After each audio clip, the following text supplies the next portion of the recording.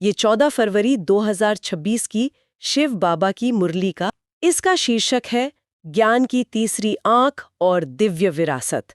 इसमें कुछ बहुत ही अनोखी बातें हैं। हाँ बिल्कुल, जैसे इसकी शुरुआत ही इस दावे से होती है कि जो भी इसे सुन रहे हैं वो दुनिया के सबसे सौभाग्यशाली हैं। ये अपने आप में एक बहुत बड़ा दावा है। मतलब ये सिर्फ एक अच्छी बात कहने जैसा नहीं है, ये इस पूरे ज्ञान की नींव रखता है। सही बात है, और हमारा मकसद भी यही है कि इस दावे के पीछे के तर्क को समझें। इसमें ब्राह्मण कुलभूषण जैसे शब्द इस्तेमाल हुए हैं। ईश्वर को अपने बच्चों को बधाई देते हुए दिखाया गया है। तो हम ये समझने की कोशिश करेंगे कि ये ज्ञान की तीसरी आंख आखिर है क्या, संगम युग का इतना महत्व क्यों बताया गया है, और ये स्वर्ग का वर्षा मतलब ये जो दिव्य विरासत है इसका असल मतलब क्या है। बिल्कुल।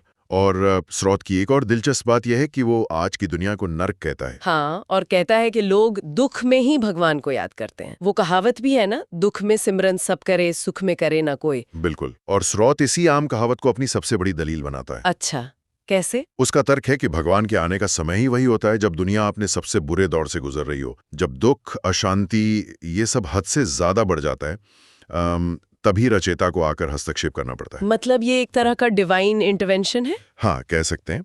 इसीलिए उसे अंधों की लाठी भी कहा गया है।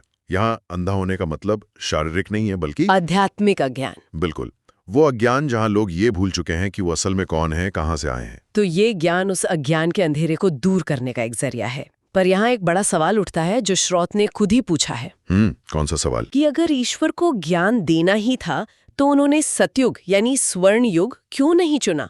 वो तो सबसे अच्छा समय था। सही बात है। ये ज्ञान संगम युग में ही क्यों दिया जा रहा है, मतलब कलयुग के अंत और सतयुग की शुरुआत के ठीक बीच में? ये थोड़ा अजीब नहीं लगता? पहली नजर में तो बिल्कुल अजीब लगता है, लेकिन स्रोत इसके लिए एक बहुत ही, आप कह सकते हैं, तार्किक वजह देता है। अच्छा। देखिए, सतयुग तो सृष्टि के नाटक का पहला सीन है ना? हाँ, कोई भी पूरी कहानी की समीक्षा, उसका सार, उसकी सीख कब बता सकता है? जब कहानी खत्म हो जाए। बिल्कुल, जब पूरी फिल्म खत्म हो चुकी हो, आप पहले सीन में क्लाइमैक्स नहीं बता सकते। सही बात है। संगम युग वो समय जब ये 5000 साल का चक्र पूरा हो चुका है और अब दोबारा शुरू होने वाला है। तो यही वो एकमात्र सही समय है जो पूरी कहानी यानी आदि, मध्य और अंत सुनाई जा सकती है। अच्छा, तो ये समय के चुनाव का लॉजिक है। मतलब पूरी तस्वीर तभी दिखेगी जब आप फ्रेम से थोड़ा बाहर खड़े हों, और संगम युग वही वेंटेज पॉइंट है। एग्जैक्टली। और इसी पूरी तस्वीर को देखने की क्षमता को ज्ञान की तीसरी आंख कहा गया है। तो ये कोई असली आंख नहीं है? नहीं, ये कोई भौतिक आंख नहीं है, बल्कि एक समझ है, एक चेतना है। ये वो नजर है जिससे इंसान खुद को ये शरीर न समझकर एक आत्मा के रूप में देखता है। और समय को एक सीधी रेखा में नहीं बल्कि एक चक्र के रूप में देखता है। और इसी नजर से उसे सृष्टि के नाटक के तीनों काल साफ दिखाई देते हैं। वाह, ये तो एक तरह से आध्यात्मिक एक्सरे विजन जैसा हुआ। बिल्कुल सही कहा आपने। और इसी समझ से जुड़ा एक और बड़ा दिलचस्प शब्द है ज्ञान का डांस। हाँ, इसकी तुलना कृष्ण के रास से की गई है, लेकिन साथ ही ये भी साफ किया गया है कि ये कोई नाच गाना नहीं है।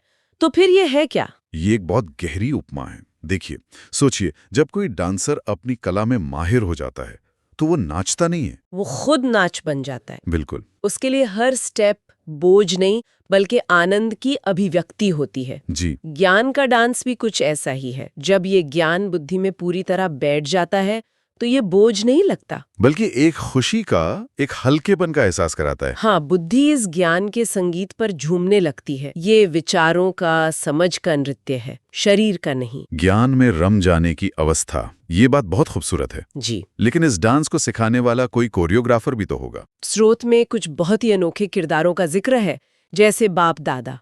ये शब्द अपने आप में एक पहेली जैसा लगता है ना? बाप और दादा एक साथ, इसका क्या मतलब हो सकता है? हाँ, और स्रोत खुद इसे एक वंडरफुल बात यानी आश्चर्यजनक बात कहता है। और इसे बहुत साफ तरीके से समझाया भी गया है। कैसे? यहाँ बाप का मतलब है निराकार परमात्मा शिव, जिन्हें सभी आत्माओं का रूहानी पिता माना गया है। ठीक है। अब चूंकि वो निराकार हैं, आवाज से परे हैं, तो उन्हें अपनी बात कहने के लिए एक माध्यम चाहिए, एक शरीर चाहिए। अच्छा। वो जिस इंसानी शरीर का इस्तेमाल करते हैं उसे दादा यानी ब्रह्मा कहा गया है। एक मिनट, तो आप कह रही हैं कि ये एक ही सत्ता नहीं है बल्कि दो का संयोजन है, एक निराकार स्रोत और एक साकार माध्यम। बिल्कुल, ये तो बहुत गहरा विचार है। मतलब दिव्य ज्ञान को हम तक पहुंचने के लिए हमेशा एक मानवीय माध्यम की जरूरत होती है। ये विचार तो कई दूसरी आध्यात्मिक परंपराओं में भी मिलता है। और यहाँ स्रोत इस पर और जोर देता है। वो कहता है कि विरासत यानी वर्षा ग्रैंडफादर यानी शिव से मिलता है, लेकिन मिलता ब्रह्मा के द्वारा है। तो इसीलिए दोनों को मिलाकर बाप दादा कहा जाता है। जी, ये ज्ञान के ट्रांसफर के मैकेनिज्म को दिखाता है कि कैसे परम चेतना एक इंसान के जरिए बात कर रही है। ये निराकार और साकार का संगम है। और इसी बाप की भूमिका को समझाने के लिए एक और बड़ी मजबूत उपमा दी गई है। कौन सी? उन्हें बड़ा धोबी कहा गया है, जो आत्माओं पर जन्म जन्म से चढ़े मेल को धोता है। स्रोत में तो मूत पलीती कपड़े जैसे शब्दों का इस्तेमाल हुआ है। हाँ, ये भाषा जानबूझकर ऐसी इस्तेमाल की गई है ताकि बात सीधे दिल तक पहुंचे। तो आत्मा पर समय के साथ जम गई है। जैसे धोबी मैले कपड़ों को भट्टी में डालकर साफ करता है, वैसे ही ये ज्ञान और योग की प्रक्रिया आत्मा को उसके असली पवित्र रूप में वापस लाती है। और ये सिर्फ आत्मा की सफाई नहीं है, स्रोत कहता है कि ये शरीर को भी धोता है। ये बात मुझे थोड़ी समझ नहीं आई। शरीर को धोना, इसका क्या मतलब हो सकता है? इसका मतलब शायद ये है कि जब आत्मा पवित्र होती है तो उसके विचार, उसके बोल और उसके कर्म वो भी पवित्र हो जाते हैं। और जब कर्म सुधरते हैं तो उसका असर हमारे शरीर पर, हमारे स्वास्थ्य पर और हमारे आसपास के माहौल पर भी पड़ता है। अच्छा, तो ये एक होलिस्टिक सफाई है, अंदर से बाहर की ओर। बिल्कुल। ये समझने के बाद एक और बात है जो पारंपरिक सोच को पूरी तरह से पलट देती है। वो है पदानुक्रम या हिरार्की। हाँ, ये इस ज्ञान का एक बहुत ही क्रांतिकारी विचार है। हम तो आमतौर पर देवताओं को सबसे ऊंचा मानते हैं, उनकी पूजा करते हैं, लेकिन ये ज्ञान कुछ और ही कहता है। हाँ, यहाँ पर संरचना अलग है। सबसे ऊपर है बाप यानी परमात्मा, उनके बाद आते हैं ब्राह्मण। ब्राह्मण मतलब जो इस ज्ञान को धारण करते हैं। जी, उन्हें चोटी कहा गया है, जैसे सिर पर चोटी सबसे ऊपर होती है। और देवताओं का स्थान उनके नीचे आता है। हाँ, उनके नीचे। एक मिनट, ये तो बहुत बड़ी बात है। मतलब एक इंसान देवता से भी ऊंचा। इसका आधार क्या है? इसका आधार है कर्म। तर्क ये दिया गया है कि देवता तो अपने पिछले जन्मों के पुण्य कर्मों का फल भोग रहे हैं। वो तो सुख में है। बिल्कुल, लेकिन इस विशेष संगम युग में ये ब्राह्मण सीधे ईश्वर से ज्ञान लेकर दुनिया को बदलने का सबसे महान और सबसे मुश्किल काम कर रहे हैं। वो नर्क को स्वर्ग बनाने की सेवा कर रहे हैं। सही कहा। और इसी महान कर्म की वजह से इस समय उनका आध्यात्मिक पद देवताओं से भी ऊंचा है। और यही ब्राह्मण अपने कर्मों के फल के रूप में अगले जन्म में देवता बनेंगे। तो ये कर्म की शक्ति को भक्ति से भी ऊपर रखता है। लक्ष्य केवल देवता बनना नहीं, बल्कि देवत्व का निर्माता बनना है। बिल्कुल, ये तो पूरी सोच को ही बदल देता है। तो चलिए इसी अंतिम लक्ष्य पर आते हैं। स्रोत बार बार स्वर्ग का वर्षा या दिव्य विरासत की बात करता है, और इसमें लक्ष्मी नारायण का जिक्र सबसे ज्यादा है। हाँ, लक्ष्मी नारायण को उस आने वाले स्वर्ग या विष्णुपुरी के आदर्श के रूप में दिखाया गया है। वे उस दुनिया के मालिक हैं जिसकी स्थापना अभी हो रही है। और स्रोत एक और दिलचस्प बात बताता है कि बचपन में वही आत्माएं राधे कृष्ण थीं, और फिर बड़े होकर स्वयंवर के बाद लक्ष्मी नारायण बनती हैं। ये एक ही आत्मा की यात्रा के दो पड़ाव हैं। और विष्णु की 4 भुजाओं का भी एक अलग ही मतलब बताया गया है। मुझे हमेशा लगता था कि ये किसी एक देवता की 4 भुजाएं हैं। नहीं, श्रुत कहता है कि ऐसा नहीं है। ये 4 भुजाएं असल में 2 लक्ष्मी की और 2 नारायण की हैं। अच्छा। हाँ, ये उनके संयुक्त रूप का, उनके आपसी तालमेल और बराबरी का प्रतीक है। ये दिखाता है कि वो स्वर्ग स्त्री और पुरुष की बराबरी पर आधारित होगा, जहां दोनों मिलकर राज करेंगे। जी, ये सिर्फ एक पौराणिक तस्वीर नहीं, बल्कि एक सामाजिक आदर्श भी है। ये तो हुई लक्ष्य की बात, पर इस तक पहुंचने का आधार क्या है? यहाँ पर कर्म के सिद्धांत को एक बहुत ही आज के जमाने के उदाहरण से जोड़ा गया है। आप बिड़ला के उदाहरण की बात कर रहे हैं? हाँ, स्रोत में पूछा गया है कि वो इतने अमीर क्यों बने। हाँ, ये कर्म के सिद्धांत को बहुत ही व्यवहारिक बना देता है। स्रोत कहता है कि बिड़ला ने जरूर पिछले जन्मों में बहुत दान पुण्य किया होगा, जिसका फल उन्हें इस जन्म में मिल रहा है। बिल्कुल, ये सीधे सीधे बताता है कि आज हमें जो भी मिल रहा है, चाहे वो सुख हो या दुख, अमीरी हो या गरीबी, वो हमारे ही पिछले कर्मों का हिसाब किताब है। तो स्रोत के अनुसार किसी की गरीबी या अमीरी पूरी तरह से उसके पिछले जन्मों का फल है। ये एक बहुत ही सीधा तर्क है, लेकिन क्या ये आज के सामाजिक आर्थिक कारकों को पूरी तरह से नजरअंदाज नहीं करता? ये एक बहुत जरूरी सवाल है। कई लोग इसे एक तरह का भाग्यवादी दृष्टिकोण मान सकते हैं कि जो है वो पहले से तय है। देखिए, स्रोत के नजरिए से देखें तो वो इसे भाग्यवादी नहीं बल्कि कर्मवादी कहता है। उसका कहना है कि आपका आज आपके कल के कर्मों ने बनाया है और आपका आने वाला कल आपके आज के कर्म बनाएंगे। तो ये शक्ति आपके हाथ में देता है। हाँ, लेकिन ये बात सही है कि ये सामाजिक आर्थिक विश्लेषण से बिल्कुल अलग दृष्टिकोण है।